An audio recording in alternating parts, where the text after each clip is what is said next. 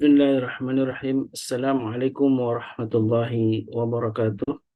Waalaikumsalam warahmatullahi wabarakatuh. Alhamdulillahilladzi arsala rasulahu bil huda wa dinil haq yudhhiru 'ala ad-dini kullih wa kafa billahi shahida. Asyhadu an la ilaha illallah wa asyhadu anna Muhammadan abduhu wa rasuluh. Allahumma salli wa sallim wa karim wa barik ala nabiyyina wa syafi'ina wa maulana Muhammad wa ala alihi wa sahbihi wa man ittaba'ahum bi ihsanin ila yaumiddin. Alhamdulillah wa syukurillah, sahabatku majelis keluarga Indonesia yang dimuliakan Allah. Alhamdulillah wa syukurillah, di pagi ini kita masih diberi kesempatan oleh Allah Subhanahu wa taala, kesehatan, usia untuk bisa menjalankan berbagai macam ibadah dan menjalankan sunnah-sunnah dari Nabi kita alaihi salatu wassalam.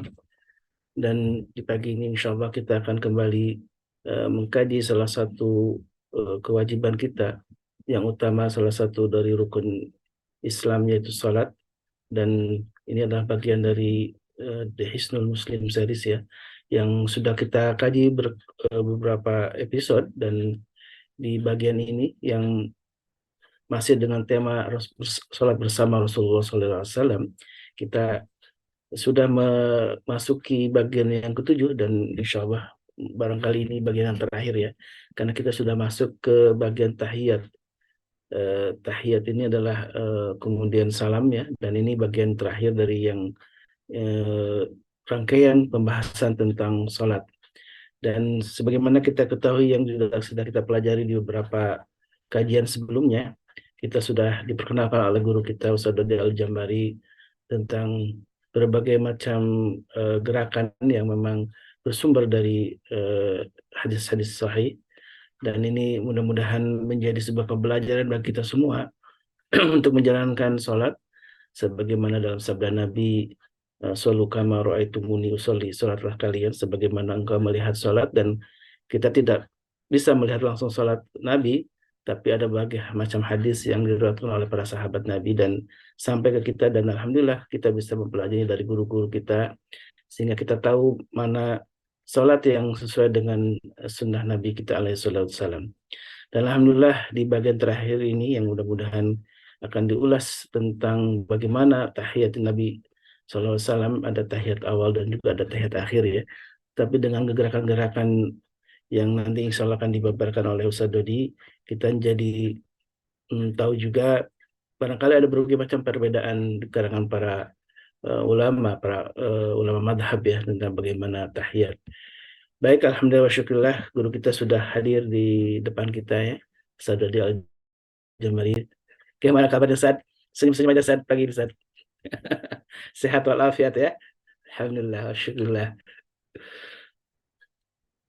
Alhamdulillah, alhamdulillah, alhamdulillahilladzi binikmati tatimmu shalihat. Anak senyum-senyum soalnya antum bilang sudah ada di hadapan kita, udah bener tuh. Kalau kemarin antum bilang di tengah-tengah kita, waduh, di tengah mana nih? Bingung kan. Tapi itu Baik, pilihan kata alhamdulillah yang wa kadang-kadang syukurillah. kita kejebak sama rutinitas, emang sering banget.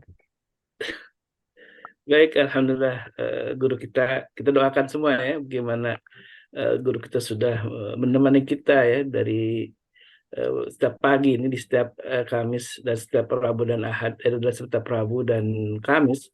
Dan di setiap Kamis ini kita khusus mengulas tentang eh, satu kitab menarik ya, tentang The Hisnul Muslim ya.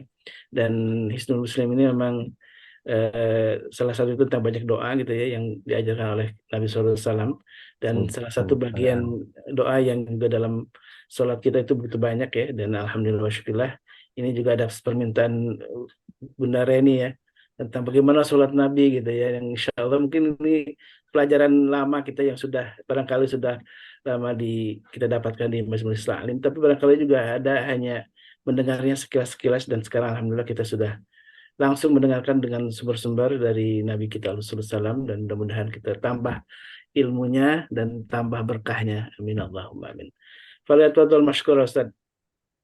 Baik, syukuran jazakumullahu khair. Bismillah. Assalamualaikum warahmatullahi wabarakatuh. Waalaikumsalam warahmatullahi wabarakatuh. Innal hamdalillah nahmaduhu wa nasta'inuhu wa nastaghfiruh wa na'udzu billahi min syururi anfusina wa min sayyiati a'malina. May yahdihillahu fala mudilla lahu wa may yudlil falan tajida lahu waliyyan mursyida. Asyhadu an la ilaha illallah wahdahu la syarika lah wa asyhadu anna Muhammadan abduhu wa rasuluhu la nabiy wa rasul ba'da. Allahumma salli wa sallim wa barik ala nabiyyina Muhammadin wa ala alihi wa sahbihi wa mawala wala haula wala quwata illa billah. Di cas lu. Pakai punya kamu juga nggak apa-apa. Cas. Tolong ya. Teriring salawat serta salam semoga senantiasa tercurah kehadirat Rasulullah SAW, berikut para keluarga, sahabat, dan para pecinta risalah dan syariat beliau hingga akhir zaman. Mudah-mudahan kita yang hadir pada kesempatan pagi hari ini bisa menjadi bagian dari golongan orang-orang yang mendapatkan syafaat beliau kelak di akhir. Amin. Allahumma amin. Dan tidak lupa kita iringkan doa terbaik kita untuk pengasuh MKI, Babi Haikal, Hafizahullah Ta'ala, juga para guru, para narasumber, Ustaz Harul Alam, Tuan Guru, Suparman Fajar, Ustaz Sahal, Ustaz Harul Alam, Ustaz Saiful, dan seluruh pengurus serta jemaah MKI dimanapun berada, 20 provinsi insya Allah, dan berharap nanti seluruh Indonesia ini akan jadi membernya MKI, sehingga kita punya periferi yang sama tentang betapa Allah SWT punya begitu banyak cara, punya begitu banyak jalan untuk ditempuh, dan kemudian tanpa mengecilkan arti orang-orang yang berbeda dengan kita, dan kita bisa berlapang dada menerima semua perbedaan yang ada, sehingga kita bisa masuk ke dalam sebuah pemahaman yang benar tentang arti ukhuwah yang sebenarnya. Mudah-mudahan Allah SWT senantiasa memberikan kepada kita kesehatan, rahmat, hidayah, maunah, dan Allah SWT karuniakan kepada kita kekuatan untuk bisa istiqomah menjalankan keislaman kita hingga akhir zaman. Amin. Ya Rabbal Alamin. Pagi ini kita lanjutkan tentang tasyahud akhir. Mari kita membahasnya secara detail, ya. Jadi ini bicara tentang sallu kama ra'aitumuni usolli. Salatlah kalian seperti sebagaimana melihat aku salat. Jadi kalau kita lihat betapa melihat bagaimana Nabi sholat, nggak ada fotonya, nggak ada videonya, gimana mau lihat Rasulullah SAW sholat? Inilah pentingnya kita duduk di majelis, membuka kajian-kajian yang kemudian Allah SWT hadirkan kepada kita ilmu tentang apa yang para sahabat ridwanullah alaihim ajma'in dan sahabiah radhiyallahu an ajma'in itu menjadi bagian yang kemudian memperkaya pemahaman kita. Oh, Rasulullah SAW itu begitu. Kenapa? Karena mereka adalah orang yang kemudian melihat langsung kepada Rasulullah SAW, menyaksikan sendiri betapa Rasulullah SAW mengerjakan sholatnya seperti itu, sehingga setiap kita menjadi faham betul bahwa oh, kalau Rasulullah SAW itu tangannya di situ toh. Oh, kalau Rasulullah SAW itu ternyata pegangnya di situ toh. Oh, ternyata bacaannya seperti itu toh, dan seterusnya dan seterusnya. Sehingga kita bisa seolah-olah kita melihat video Rasulullah SAW, dan seolah-olah kita menjadi tahu betul in every single detail bahwa Rasulullah SAW mengerjakannya seperti itu. Oh iya, buat kawan-kawan yang masih online, kalau ingin mendapatkan gratis aplikasi bagaimana tata cara sholat secara animatif, saya punya, nanti boleh di follow dulu saya, kemudian nanti DM atau inbox saya. Saya mau aplikasi sholatnya, gitu ya. Dan ini gratis. Tapi sayangnya memang hanya untuk Android saja ya, baru untuk Android. Baik, kita mulai. Sallu kama ra'aitumuni musolli. Ini tentang kaifiyah tasyahud. Tasyahud itu ada dua, ada tasyahud awal, ada tasyahud akhir. Saya akan bicara tasyahud awal secara keseluruhan, karena tasyahud yang akhir itu kurang lebih sama persis, hanya saja perbedaannya pada akhir kondisi duduk. Yang satu iftirosh, yang untuk 2 rakaat, kemudian yang 3 rakaat, 4 rakaat, itu duduknya tawarruk. Apa perbedaannya? Kalau iftirash seperti yang kita bahas sebelumnya, bahwa kaki kanan ditegakkan, kaki kirinya diduduki, atau betisnya diduduki. Apa bedanya dengan iftirash dengan tawarruk? Kalau tawarruk, kakinya dimasukkan ke bawah kaki kanan, kaki kirinya dilentangkan ke kaki kanan. Kemudian kaki kanan tetap tegak, dan pinggangnya itu turun ke lantai. Ya, pinggang sebelah kiri turun menduduki lantai, sehingga posisinya agak sedikit lebih mengsong gitu ya, agak lebih miring begitu. Tapi nanti kita lihat ada beberapa kaidah di antara para sahabat yang kemudian mereka bisa melakukan iq'a dan seterusnya. Pada rakaat kedua setelah sujud kedua disyariatkan untuk duduk tasyahud awal dan membaca doa tasyahud awal. Nah, duduk tasyahud awal dan bacaan tasyahud awal ini keduanya hukumnya wajib. Ini pendapatnya Hanafiyah, Hanabila, salah satu pendapat Imam Malik dan juga Imam Syafi'i. Dikuatkan dengan pendapatnya Syekh Abdul Aziz bin Baz dan Syekh Muhammad bin Shalih Al-Utsaimin. Di antara dalil akan wajibnya dari Abdullah bin Buhainah, dinyatakan bahwa Rasulullah SAW mengimami para sahabat, beliau sholat 2 rakaat pertama tanpa duduk, artinya tanpa tasyahud awal. Kemudian orang-orang pun ikut berdiri tidak tasyahud awal, sampai ketika sholat hampir selesai, orang-orang menunggu Nabi SAW salam, namun ternyata beliau bertakbir dalam keadaan duduk, lalu sujud 2 kali, sujud sebelum salam. Kemudian setelah itu baru salam. Ini hadisnya Bukhari Muslim. Apa yang terjadi? Ini sebetulnya Rasulullah SAW kepengen ngajarin tentang sujud syahwi. Jadi hadis ini menceritakan betapa Rasulullah SAW lupa mengerjakan tasyahud awal sehingga beliau melakukan sujud syahwi. Maka ini menunjukkan bahwa duduk tasyahud awal dan bacaan tasyahud awal adalah suatu kewajiban. Yang jika ditinggalkan maka ada kewajiban sujud syahwi untuk mengoreksi kesalahan yang terjadi pada kondisi sebelumnya. Nah, kemudian juga hadis dari Rifa'ah bin Rafi' radhiyallahu anhu. Rasulullah SAW bersabda, jika engkau berdiri untuk sholat maka bertakbirlah. Kemudian bacalah ayat Quran yang engkau mampu. Kemudian Rasulullah SAW juga bersabda di dalamnya, jika engkau duduk di tengah sholat maka duduklah dengan tuma'ninnah dan bentangkanlah pahamu yang sebelah kiri, artinya diletakkan. Kemudian tasyahudlah. Kemudian jika engkau berdiri lagi untuk rakaat ketiga, maka semisal itu juga sampai selesai sholat. Ya, jadi duduk di antara 2 sujud itu yang dijadikan oleh Rasulullah SAW di dalam sholat subuh atau sholat yang 2 rakaat. Nah, cara duduk tasyahudnya seperti apa? Sama seperti duduk iftirash, ya, sama seperti duduk di antara 2 sujud.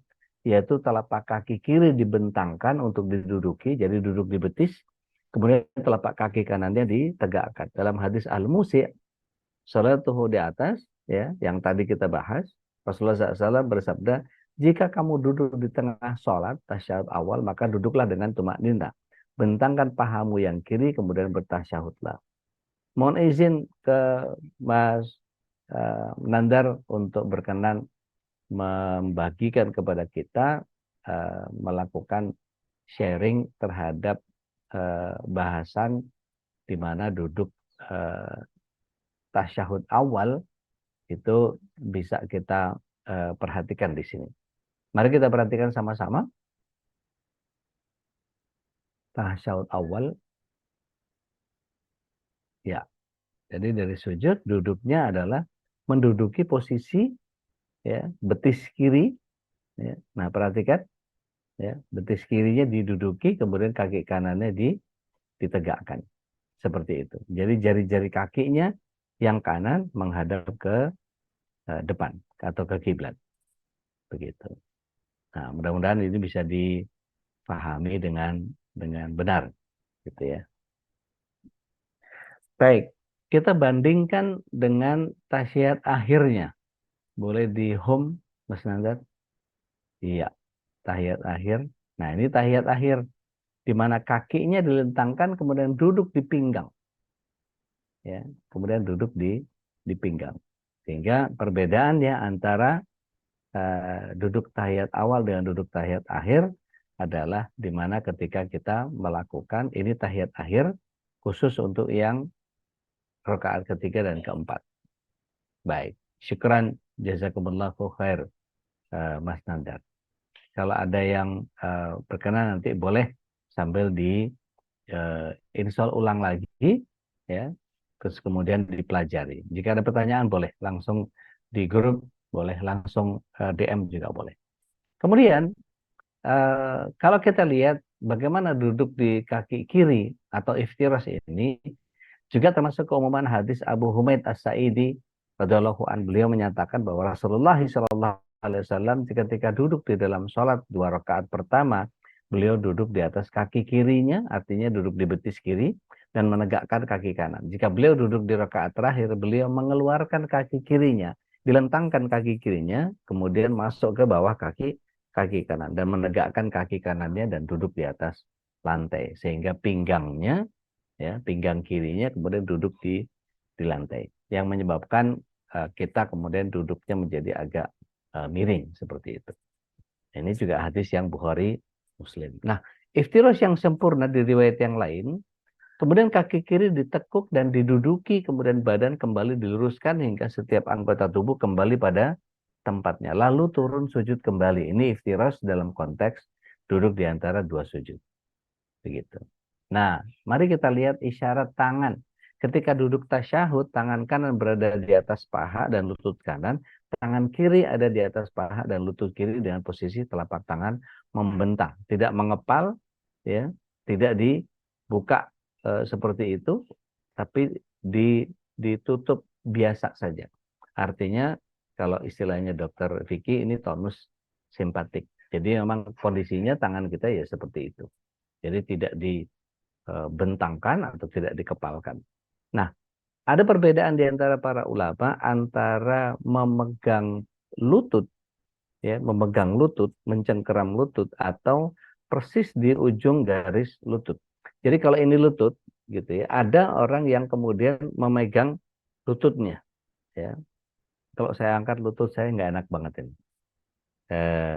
Ketika dipegang lutut, ada yang memegangnya dengan membatasi seperti ini. Di kalangan ulama Syafi'iyah, itu mereka ditarik tangannya ke belakang, kemudian dipasit di garisnya lutut. Gitu. Ada yang begitu, dua-duanya. Jadi ditarik ke belakang, kemudian didorong sampai ke berhenti di ujung lututnya. Tapi ada sebagian yang membolehkan sampai kemudian memegang lututnya. Jadi ini perbedaan yang kemudian tidak perlu kita bersilang pendapat, gitu ya. Ada yang kecenderungannya megang di atas atau megang atau mencengkeram lututnya, monggo-monggo saja, gitu ya. Nah, kemudian dari Abdullah bin Umar radhiyallahu an, dia menyatakan bahwa ketika Rasulullah SAW duduk tasyahud, beliau meletakkan telapak tangan kanannya di atas pahanya yang kanan, kemudian menggenggam semua jari tangan kanannya, kemudian berisyarat dengan jari telunjuk yang ada di sebelah jempol, dan beliau meletakkan tangan kirinya di atas paha kiri. Ini isyarat tangan. Jadi telunjuknya ditunjukkan ke arah kiblat, bukan ke tanah, ya, bukan ke depan tempat sujud, tapi lurus ke kiblat. Ya, biasakan seperti itu. Dan beberapa ulama sepakat bahwa yang dimaksud telunjuknya itu diluruskan ke arah kiblat, bukan ke tanah atau ke tempat sujudnya. Ya. Dan kemudian ada hal yang menarik, yaitu apa? Pandangan kita itu dipindah ke telunjuk kita pada saat tasyahud, baik awal maupun akhir. Ya. Jadi pandangan sholat hanya ada 2, tempat sujud dan telunjuk pada saat tasyahud. Sekali lagi, pandangan sholat kita hanya melihat tempat sujud, dan kemudian pada saat tasyahud, ya, pada saat tasyahud kita melihat kepada pandangan kita menuju kepada telunjuk kita. Ya. Nah, kemudian isyarat tangan ini Rasulullah SAW dari Wail bin Hujr radhiyallahu anhu, dia menyatakan bahwa kemudian beliau alaihissalatu wassalam duduk dan membentangkan kaki kirinya, maksudnya dibentangkan sehingga betisnya diduduki. Kemudian beliau meletakkan tangan kiri di atas paha dan lutut kirinya dan memposisikan siku kanannya di antara paha kanannya. Jadi tangan siku kanan ini diletakkan di paha kanan, ya. Kemudian sedangkan yang tangan kiri diluruskan seperti itu. Jadi posisinya kalau lihat, boleh kasih lihat posisi tasyahud baik awal maupun akhir, Mas Nandar.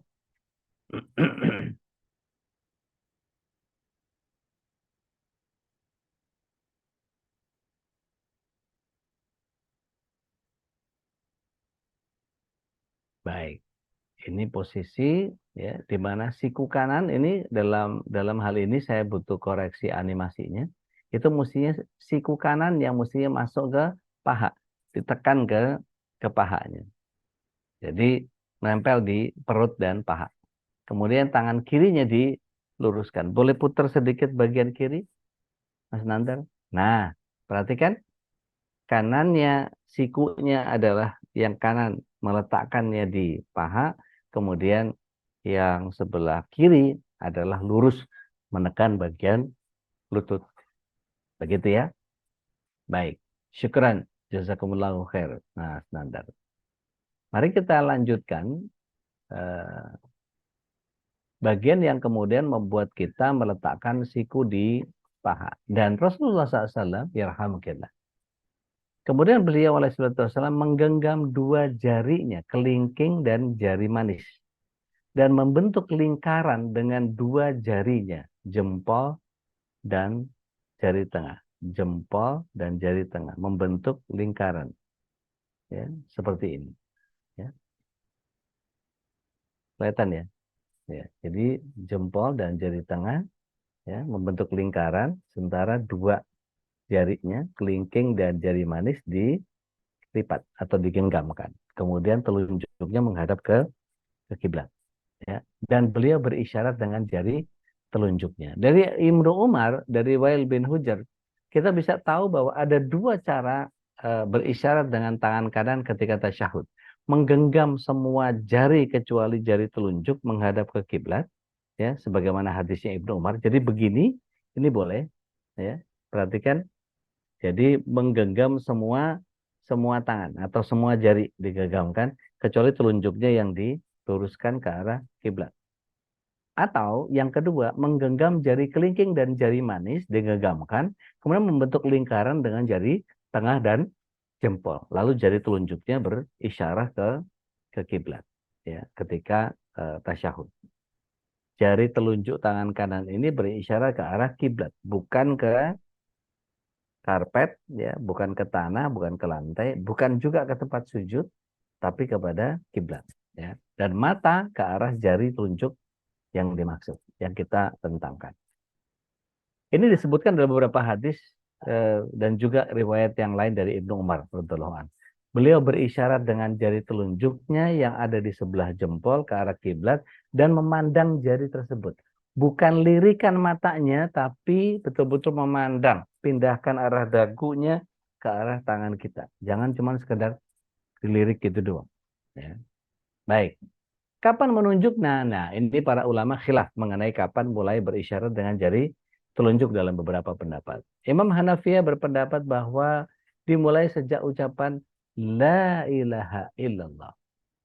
Imam Maliki atau pendapatnya ulama Malikiyah berpendapat bahwa dimulai sejak awal tasyahud sampai akhir, ya, tanpa perubahan.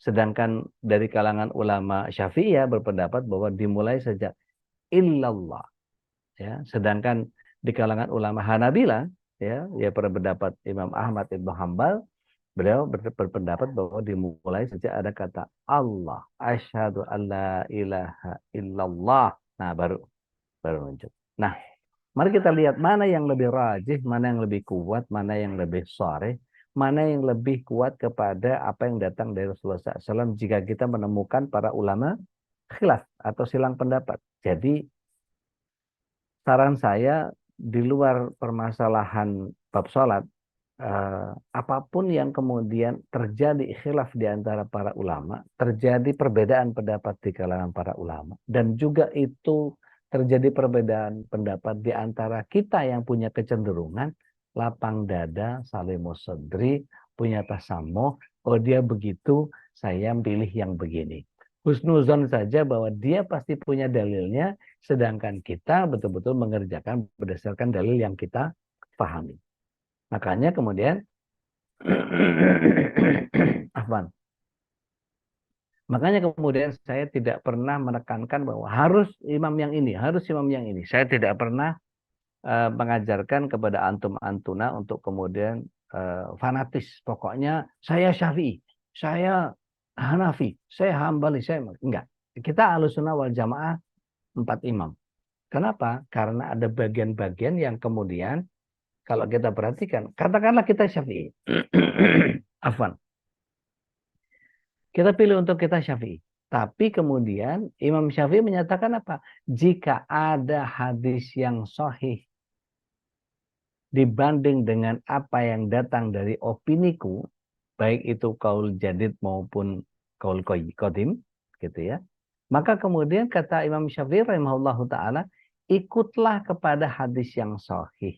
Karena hadis yang sahih adalah manhajku. Sedangkan perkataanku, buang ke tembok, ke balik tembok. Buang saja ke balik tembok. Maka ketika ada hadis yang sahih, maka itulah mazhabku.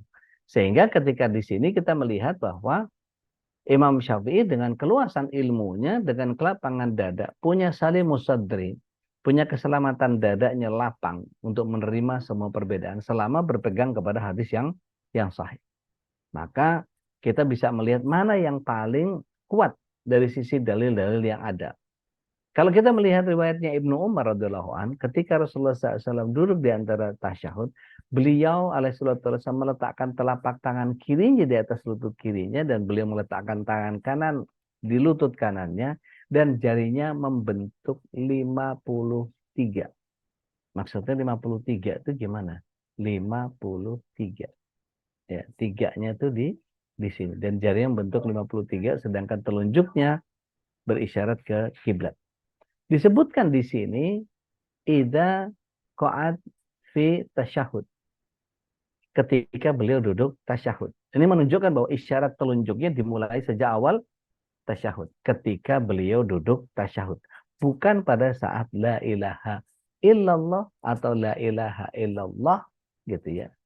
Dan Syekh Abdullah bin Bas menyatakan bahwa yang sesuai sunnah dalam isyarat ini, maka mengacungkan jari telunjuk sejak mulai duduk tasyahud awal sampai akhir. Ustaz, katanya digerak-gerakin biar setan takut. Gitu ya. Itu nanti kita bahas ya. Karena itu ada beberapa hadis yang kemudian nanti kita bisa bahas lebih panjang. Nah, bagaimana yang dibaca oleh Rasulullah SAW tatkala beliau membaca doa dalam tasyahud. Ya, sebelum saya masuk ke sana, monggo silakan kalau ada pertanyaan, tafadhol. Sebelum saya masuk kepada bacaan pertama. Silakan. Teman-teman kalau ada pertanyaan, maka silakan. Di bagian ini masih ada yang ingin ditanyakan.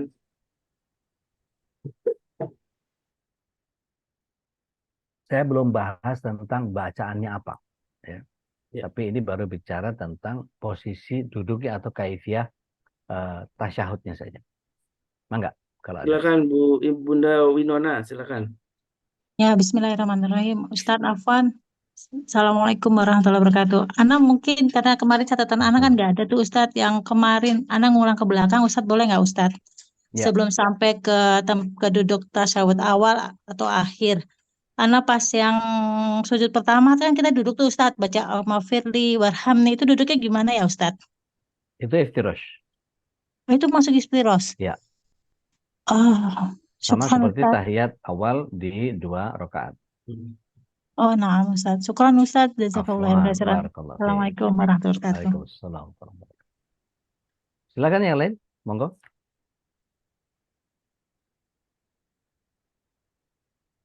Baik, kalau tidak ada saya lanjutkan dengan bagaimana Rasulullah SAW membaca doa di dalam tasyahudnya. Kita lanjutkan tentang Apa sih yang dibaca oleh Rasulullah SAW tatkala bacaan yang eh, pada saat dilakukan di duduk tasyahud? Dari Ibnu Mas'ud dulu, radhiyallahu an. Ya. Dalam hadisnya dikatakan bahwa ini hadis Bukhari Muslim. Dulu kami membaca tahiyat dalam sholat, menyebut nama Allah, kemudian mengucapkan salam satu sama lain. Maka Rasulullah SAW mendengar hal ini, beliau mengucapkan, ucapkan at-tahiyatu lillah wassalawatu wattayyibat. Assalamu alayka ayuhan nabiyyu wa rahmatullahi wa barakatuh. Assalamu alayna wa ala ibadillahi shalihin. Ashhadu an la ilaha illallah wa ashhadu anna Muhammadan abduhu wa rasuluh. Ini bacaan pertama yang datang dari Ibnu Mas'ud. Ada yang pakai begini? Boleh, silahkan. Selama ada dalilnya. Mari kita lihat bacaan dari Ibnu Abbas ini sebagai bacaan yang kedua. Ini yang paling sering digunakan oleh begitu banyak orang, baik di kalangan Syafi'iyah atau di kalangan yang lain. Ya. Apa yang dibaca ketika tasyahud? At-tahiyatul mubarakatus shalawatut thayyibatu lillah. Assalamu alayka ayuhan nabiyyu wa rahmatullahi wa barakatuh. Assalamu alayna wa ala ibadillahi shalihin. Asyhadu an la ilaha illallah wa asyhadu anna Muhammadan abduhu wa rasuluh, atau Muhammad Rasulullah.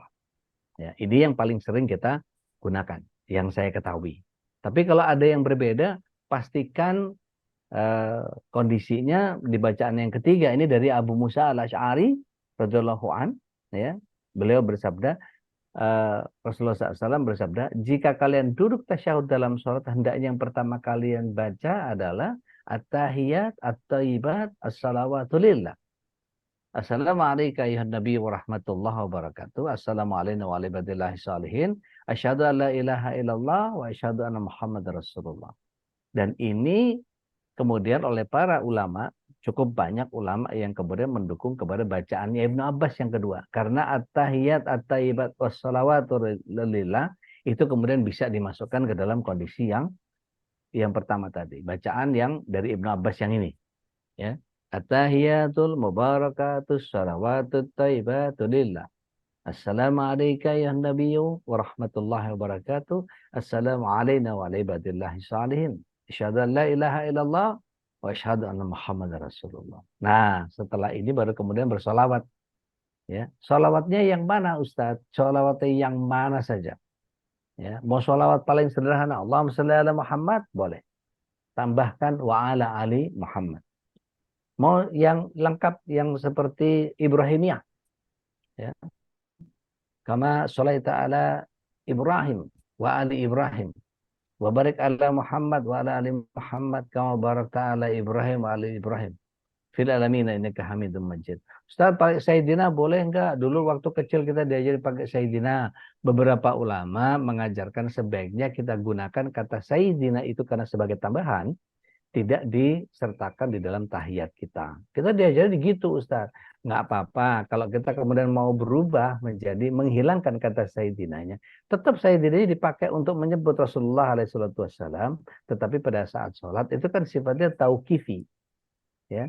Tadi kita sudah sepakati di awal bahwa shollu kama ra'aitumuni usolli. Kita sholat sebagaimana Rasulullah SAW sholat. Sedangkan Rasulullah SAW tidak menyebutkan Sayyidina.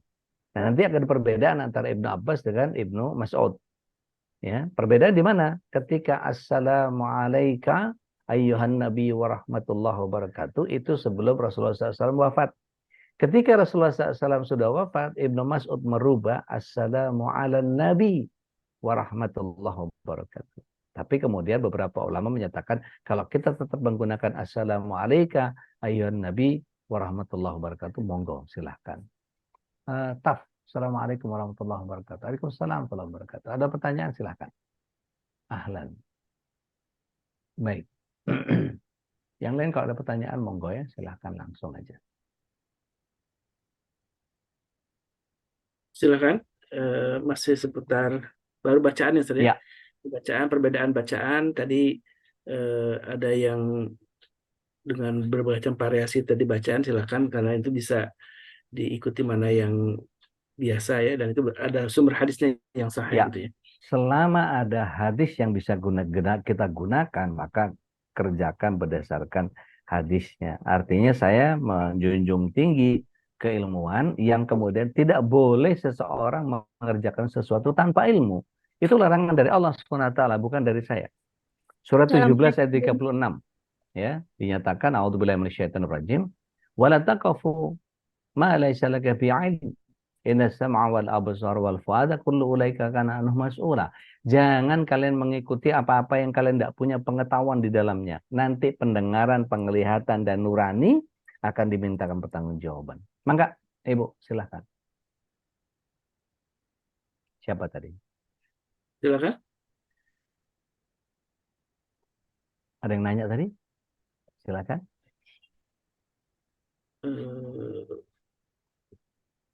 Bolehkah sholat witir hanya 1 rakaat dikerjakan pulang sholat isya dari masjid? Boleh. 1 itu udah minimal. Kata Rasulullah SAW, jangan kalian tinggalkan sholat malam kalian meskipun hanya dengan 1 rakaat saja. Ya. Jadi artinya kita sudah sholat malam meskipun hanya dengan 1 rakaat saja. Ini ada pertanyaan di luar tema, Baik, walaupun berkaitan ya. silakan. Ini tema tentang sujud, masih kembali ke belakang. Doa saat sujud boleh dengan doa saat sujud. Kemudian dari Bu Siti Jamilah gitu ya, di chat. Ya. Nah, saya agak kesulitan. Kemudian dari Ibu Yola dan ada juga dari Ibu Putri Raisa. Dari Ibu Yola. Assalamualaikum warahmatullahi wabarakatuh. Dari Ibu Siti Jamilah dulu, Ustaz, Waalaikumsalam. yang di Oh, atas. siap. Malis. Ibu Siti Jamilah. Bagaimana dengan doa saat sujud? Boleh, Ustaz? Maksudnya yang mana ya? Yang itu, yang Allahumma ini as'aluka husnul hatimah, yang tambahan itu, Ustaz. Oh, jangan kalau di tahiyat. Ya, Tapi, di dalam sujud. iya. Kalau sujud boleh, nggak apa-apa. Tapi pada saat duduk tahiyat, nanti bolehnya di tahiyat akhir doa itu. Doa tambahan. Sebelum salam. Jazakillah khair, Ustaz. Wa kadzalik. Ini jazakillah jadi nggak enak deh kita ya. Maksudnya jazaka Allah ya. Jazakallah apa? cantik Ustadznya. Iya, jadi agak-agak gimana gitu ya. Mbak Yola, Waalaikumsalam warahmatullahi wabarakatuh. Apakah benar jika kita sholat di depan Ka'bah, pandangan diarahkan ke Ka'bah? Rasulullah SAW adalah orang yang sholatnya paling benar. Bahkan ketika beliau ada di dalam Ka'bah sholatnya, beliau tidak pandangkan matanya ke depan, tapi tetap ke tempat sujud. Gitu ya, Tayola ya. Wallahu a'lam. Afan Ustaz, mohon bertanya di luar tema. Apakah boleh ngaji di saat sedang haid? Boleh, maksudnya tilawah kan ya? Buka surat 56, Bu Putri. Ayat 7, dari 77-nya nih, 77, 78, 79. Ya. Syukran jazakumullahu khair.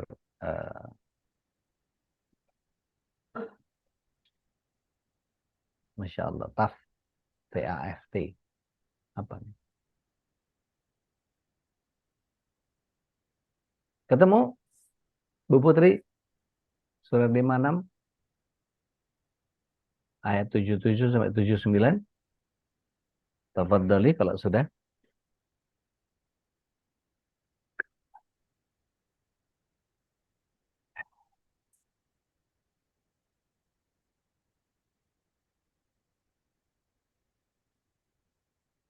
Oke, Bu Putri nggak mau baca. Jadi, begini. Ayat itu, ya surah Al-Waqiah, betul. 56 ayat 77 sampai 79. Ya.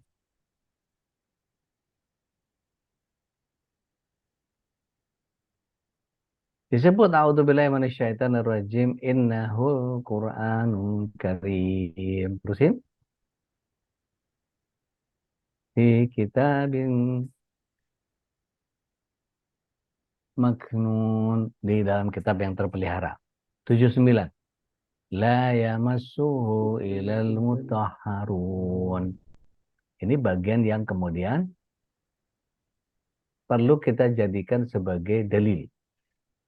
tidak ada yang menyentuhnya kecuali para hamba Allah yang disucikan. Perhatikan, la yamassuhu ilal mutahharun. Kalau kita belajar bahasa Arab, mutahharun sama mutatohirin itu beda. Mutahharun siapa hamba yang disucikan? Sama nggak dengan mutatohirin? Kalau mutatohirin orang yang membersihkan diri, gitu ya. Orang yang membersihkan diri. Tapi kalau mutahharun berarti hamba yang disucikan. Siapa hamba yang disucikan? Malaikat. Berarti yang bisa menyentuh kitab Al-Quran yang di Lauhul Mahfuz itu hanya para malaikat. Pertanyaan saya, di zaman Rasulullah SAW, sudah adakah kitab suci Al-Quran dalam bentuk kitab? Jawabannya belum ada. Baru ada baru ada di zamannya Utsman bin Affan radhiyallahu an menjadi khalifah. Ya kan ya? Artinya, kalau kemudian orang membaca Al-Quran pada saat haid, maka dibolehkan. Perbedaan pendapat yang ada pada para ulama adalah tidak bolehnya kita memegang mushaf asli yang tulisannya Arab semua. Tapi kalau kemudian yang ada tafsirnya, meskipun dalam bahasa Arab, kan biasanya dikotakin tuh kecil, gitu ya, dikotakin kecil, kemudian ada tafsirnya di samping. Meskipun dalam bahasa Arab, maka dibolehkan untuk dipegang. Tapi untuk yang mushaf asli Arab, kullu Arabi, ya, maka disarankan kita untuk tidak menyentuh mushaf langsung. Gitu. Begitu ya, Mbak Putri ya. Mudah-mudahan bisa dipahami. Umumin nama enggak? Afan Ustadz, itu tadi mengenai pertanyaan tadi, kalau misalnya lagi haid, kita ngambil wudhu dulu terus baca Quran nggak apa-apa atau? Enggak perlu wudhu karena memang tidak dalam keadaan suci. Wudhu itu untuk sholat. Nah, Ustadz, Ana balik dari iktidal turun ke sujud Ustadz.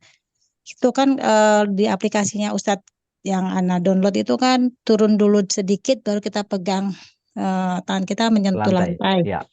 Nah, kalau misalnya kaki kita lagi sakit tuh Ustadz, lutut nggak bisa ditekuk, boleh nggak jatuhin tangan dulu baru kaki pelan-pelan?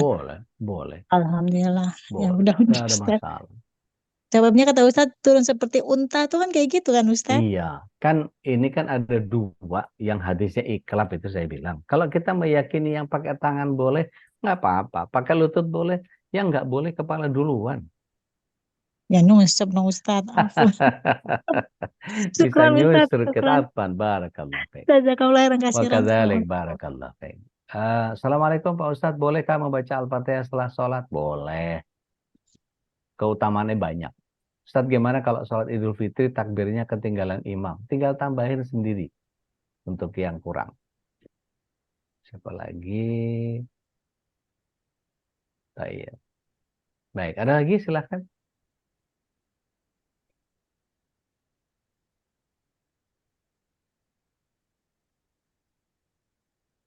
Tentang sujud dari Ibu Rima, Ustaz.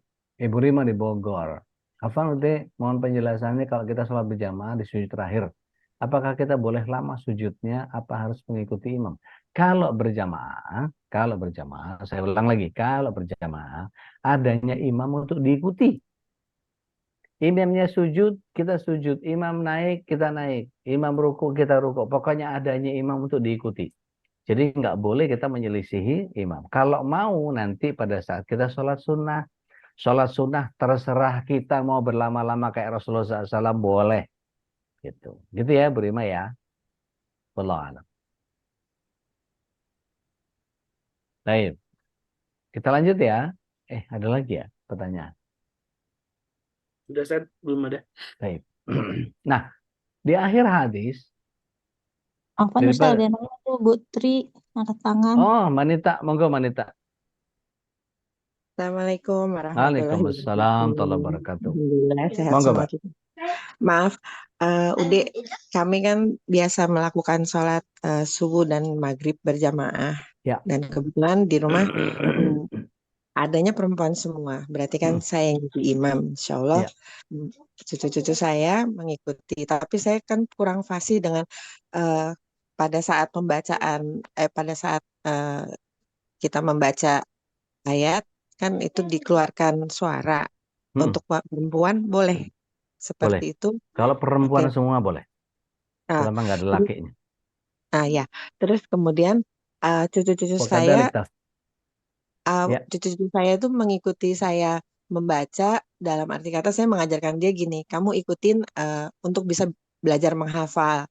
Tapi kalau yang sebenarnya kan pada saat kalau kita sholat berjamaah kan makmum tidak ikut membaca, tidak ikut ya, membaca ya. Fatihah. Nah, tapi saya mengajarkan mereka untuk mengikuti saya di dalam hatinya atau mereka mencoba melafazkan dengan tidak bersuara. Tujuan saya maksudnya biar mereka belajar menghafal Ya. eh, itunya. Apakah itu salah Ustadz? Gitu. Demikian. Bismillah, wassalatu wassalamu ala rasulillah. Boleh, nggak apa-apa. Tapi sebaiknya dikoreksi lagi bacaannya setelah kita selesai sholat. Jadi tidak berlatih di dalam sholat untuk bacaan-bacaan itu. Karena saya sarankan Mbak Nita juga belajar tentang tahsinul Quran. Tahsinul qiraatul Quran. Diperbaiki bacaan Al-Qurannya. Karena mempelajari tajwid dan makharijul huruf, meskipun di zaman Rasulullah SAW belum ada, itu justru memperbaiki cara kita membaca. Ya. Karena beda tajwid, beda arti. Beda makhraj, beda arti. Gitu. Itu bahaya itu. Misalnya, Qul huwallahu ahad. Kayaknya bener gitu ya. Padahal dia menggunakan kaf. Makanlah Tuhan yang satu. Kan kacau. Tapi kalau kita belajar dengan makharijul huruf qa, ya, Qul huwallahu ahad. Sebutlah atau katakan bahwa Allah itu satu. Dek Atau Manita. atau panjang pendeknya. Ya. Qul ya ayyuhal kafirun la a'budu ma ta'budun. Kalau kecepatan la a'budu ma ta'budun wa antum abidu. Itu pendek-pendek semua laknya, maka kebalik nanti orang kafir yang kemudian jadi masuk Islam, orang Islam jadi kafir. Karena permaknaannya jadi berbeda. Qul ya ayyuhal kafirun. Karena cepat-cepat gitu ya. Qul ya ayyuhal kafirun la a'budu ma ta'budun la a'budu ma ta'budun. Sungguh aku menyembah apa yang engkau sembah. Padahal mestinya la a'budu ma ta'budun. Tidaklah kami menyembah apa yang engkau sembah. Wala antum 'abiduna ma a'bud. Dan janganlah kalian menyembah apa yang kami sembah. Kalau pakai kompromi-kompromian begitu. Wala ana abidu ma abadtu. Maka sungguh aku akan menyembah apa yang kau sembah. Kan jadi salah tuh. Gitu. Makanya penting buat kita kemudian mempelajari tahsinul qiraatul Quran. Kalau nggak punya guru, boleh kontak saya. Nanti saya punya banyak murid yang perempuan. Bisa saya karyakan untuk ngajarin Mbak Rita untuk berlatih ulang.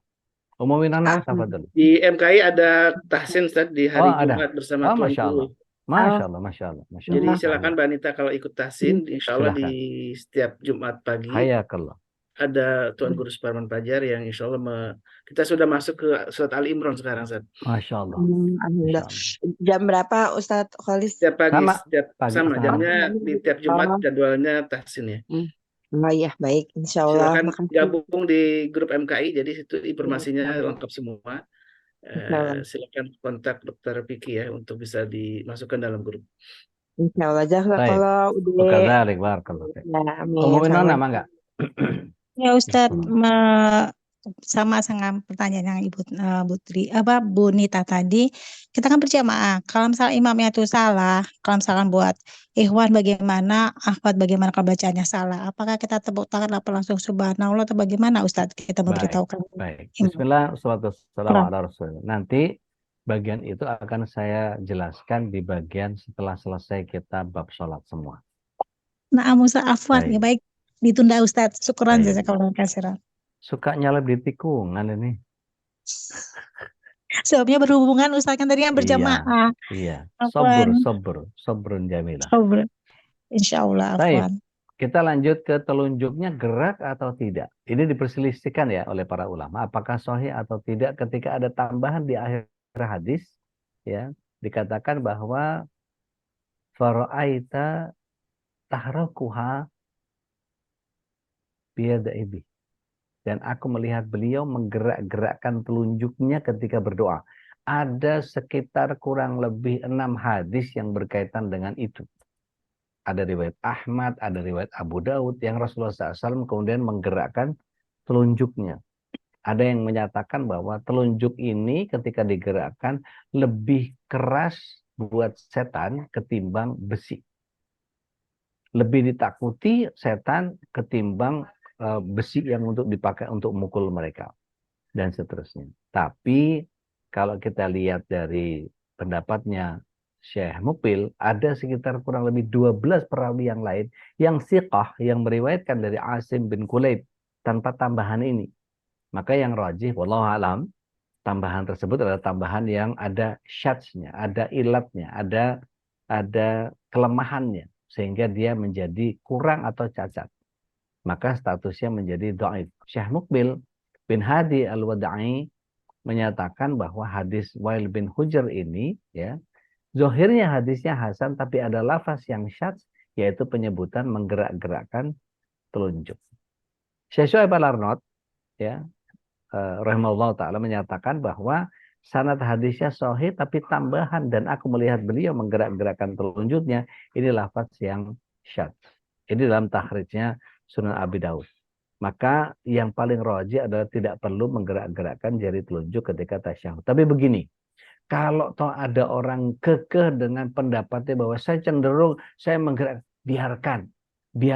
Kita ngaji yang benar, jangan merasa paling benar. Gitu ya. Sehingga pahami bahwa mereka, sekali lagi, untuk urusan fikih kita harus saling musadri. Harus lapang dada, harus selamat dada kita ini. Dari apa? Dari kebencian, dari persoalan-persoalan yang kemudian boleh kita kritik seseorang tentang itu. Yang saya tahu, yang saya pelajari di dalam kitab fikih yang membahas tentang bab sholat, maka tidak ada hadis yang kuat tentang itu. Hadisnya hasan, tapi ada syad pada tambahan yang terakhir tadi itu. Sampaikan secara benar. Mungkin kalau kita bisa diskusi berdasarkan data, jauh lebih baik. Taulif, syukran, jazakumullahu khair. Gitu. Kemudian saya kembalikan lagi ke Ustaz Khalis, betapa bab ini membuat kita menjadi memahami bahwa apa yang Allah Subhanahu wa taala hadirkan itu di bagian akhir daripada tahiyat akhirnya itu ada bacaan doa. Ya. Jadi bacaan doanya adalah yang setelah sholawat. Dibolehkan kita memasukkan doa di dua tempat.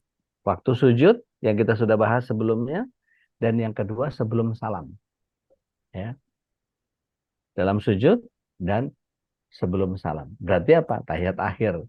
Jadi begitu fil alamina innaka hamidum majid, kumpulkan semua doa-doa yang akan kita kerjakan itu.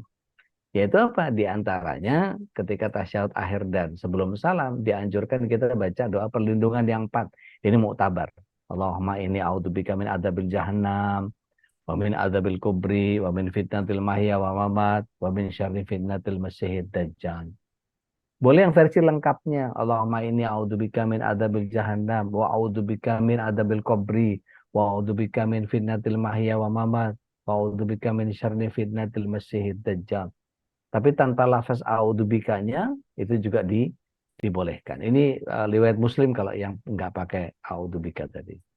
Nah, ini mudah-mudahan menjadi bagian yang kemudian membuat kita menjadi paham. Oh, berarti kalau kita sholat seperti itu, maka ini bagian yang kemudian kita akan perbaiki setelah nanti kita tahu bahwa sholat yang seperti itu adalah persis seperti sebagaimana Rasulullah SAW alaihi wasallam.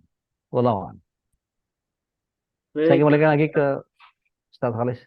Maka. Alhamdulillah wa syukurillah. Jadi ini jadi highlight pertama Ustaz ya, bahwa di akhir doa itu bisa dilakukan di dalam sujud dan juga bisa dilakukan di akhir tahiyat akhir atau tasyahud akhir sebelum salamnya. Baik, alhamdulillah wa syukurillah, ini jazakallah khairan Ustaz atas semua ilmu dan tausiahnya. Mudah-mudahan apa yang sudah disampaikan menjadi menjadi inspirasi bagi kita untuk memperbaiki sholat kita kalau ada yang masih kurang-kurang. Jadi ini diulang-ulang ya, didengarkan di YouTube gitu ya.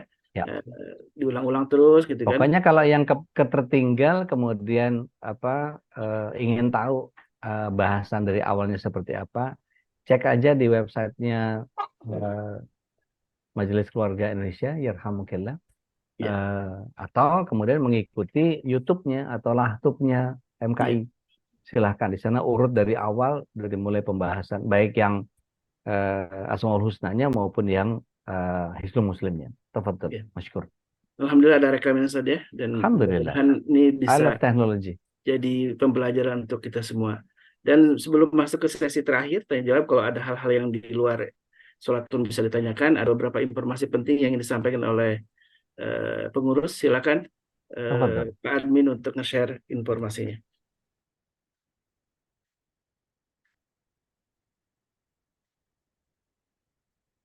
Tidak ada. Baik, alhamdulillah wa syukurillah, masih ada sedikit waktu, boleh saja. Barangkali ada yang ingin ditanyakan kepada guru kita tentang seputar sholat ataupun pertanyaan lainnya yang barangkali masih mengganjal dan perlu diperjelas lagi gitu. Silakan dari mulai sholat, dari mulai takbiratul ihram sampai salam tadi. Saya tanya Ustadz, Assalamualaikum warahmatullahi wabarakatuh. Waalaikumsalam warahmatullahi wabarakatuh. Mau tanya, saya itu kan kakinya sakit Ustadz kalau Ya. sujud. Jadi saya sholatnya tuh duduk. Ya. Ada nggak cara-cara khusus yang benar gitu sholat duduk? Baik. Baik. Bismillah, salatu wassalamu ala rasulillah. Bagaimana jika ada orang yang tidak mampu ideal mengerjakan sholatnya secara paripurna? Mari kita lihat surat yang ketiga, ayat yang ke-190 dan 191. Di situ Allah Subhanahu wa taala menyatakan, terutama di ayat 191-nya, menyatakan bahwa a'udzubillahi minasyaitonirrajim, alladzina yadhkurunallaha qiyama wa qu'uda wa 'ala junubihim. Ya. Ya. Jadi berdiri, duduk atau berbaring.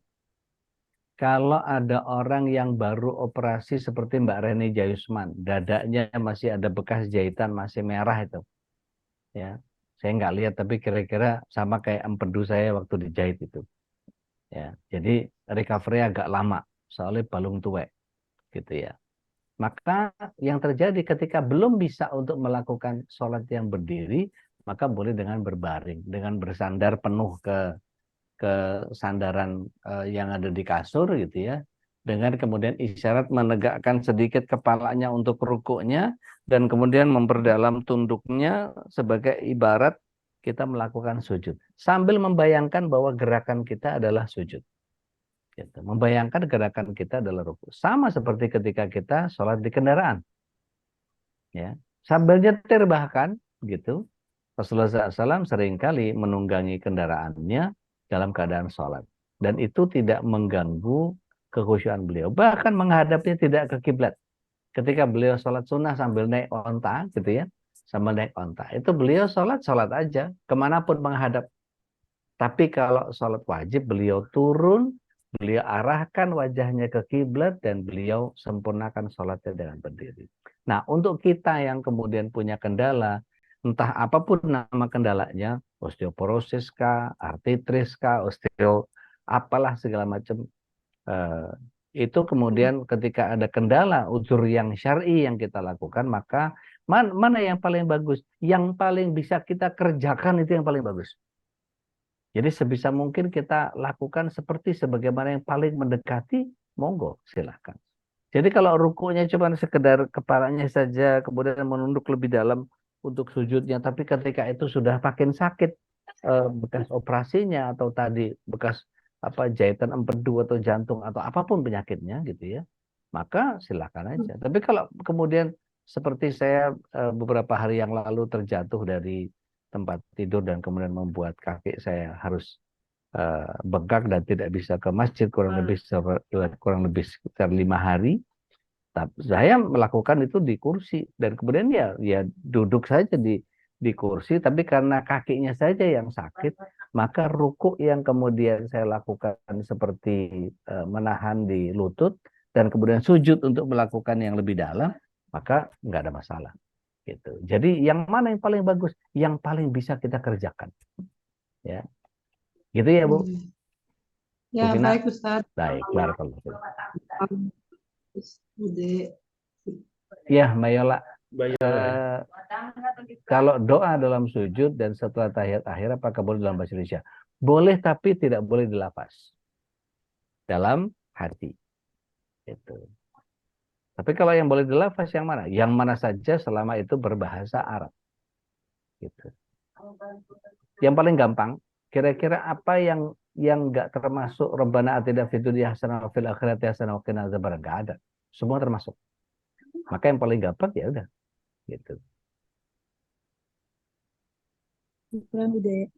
Afwan. Jadi begitu kepengen nambahin sholatnya, tinggal bilang Rabbana atina fid dunya hasanah wa fil akhirati hasanah wa qina adzabannar. Itu semua kena. Suami kena, ipar kena, menantu, sepupu yang bayar utangnya malas banget, apa semua kena itu. Ya, tetangga yang minjem barang nggak balik-balik semua kena tuh. Gitu. Mbak Doa satu Reni, dekat ya, Ustaz. iya. Kalau kita sudah keluar rumah, apakah sholat sunnah rawatib masih bisa dilakukan atau tidak? Jazakallahu khair. Tergantung jaraknya. Kalau jaraknya sudah menempuh jarak safar, menurut Imam Syafi'i sekitar 90 kilo, maka tinggalkan, kita hanya mengerjakan yang wajibnya saja di kosor, diperpendek. Jadi dua ya, dan kemudian tinggalkan semua rawatibnya.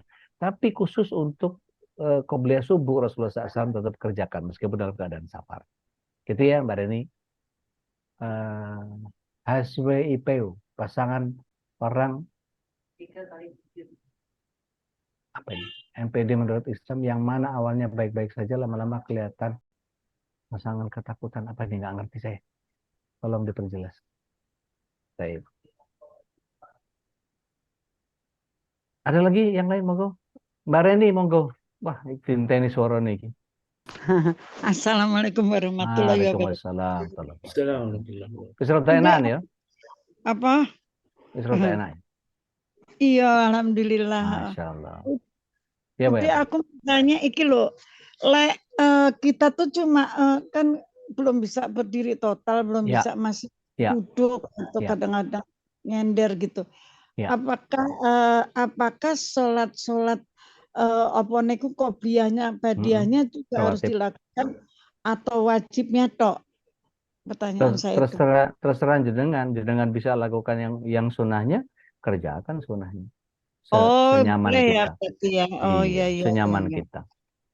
Baik. Kalau kepengen numpuk amal ya kerjakan rawatib semua. Oh iya. Tiba-tiba delok TV itu kalau apa-apa. Iya. Matur suwun nggih. Monggo barakallahu fiik. Silakan yang lain. Baik, kalau tidak ada lagi saya kembalikan lagi ke Ustadz Khalis. Tafadhol masykur. Baik, sebelum ditutup ada sedikit kombrik, silakan Pak Admin mungkin nge-share.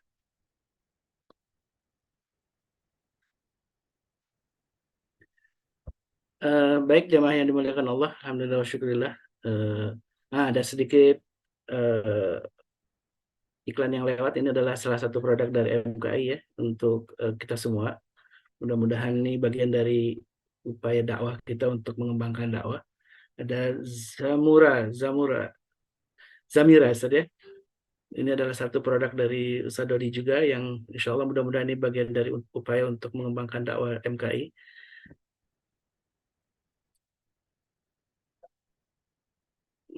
Alhamdulillah wa syukurillah, kita sudah menuntaskan salah satu tema penting yaitu sholat, dan sholat menjadi sebuah ibadah yang memang paling utama ya, termasuk Imaduddin disebutkan bahwa amal yang pertama dihisab adalah sholat, dan kita harus memperbaiki sholat kita.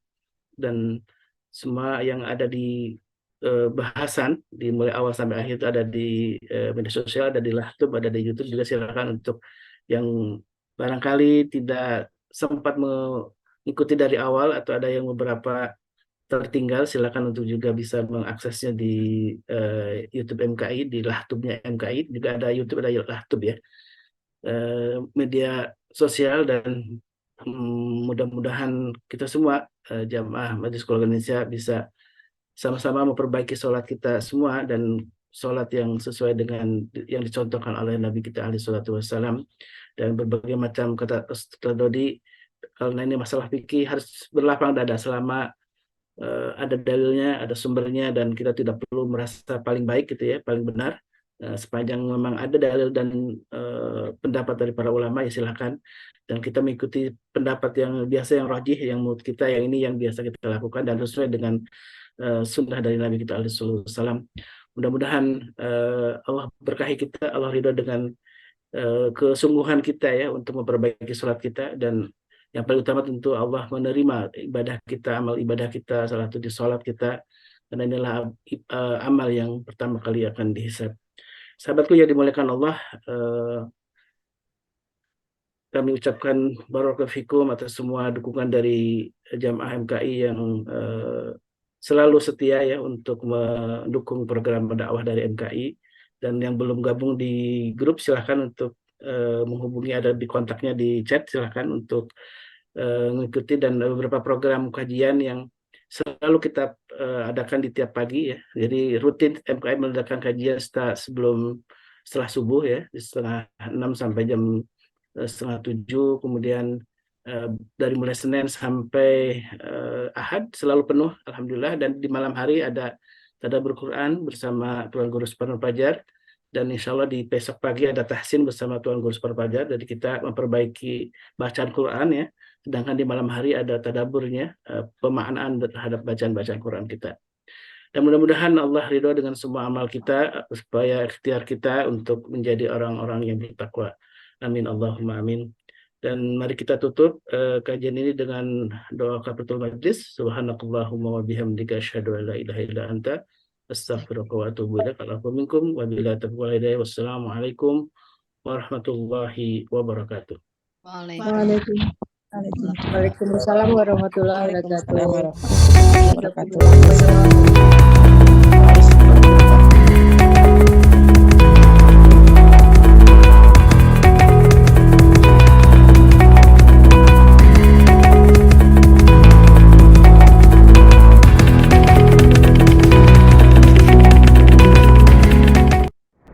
اللهم ارحمنا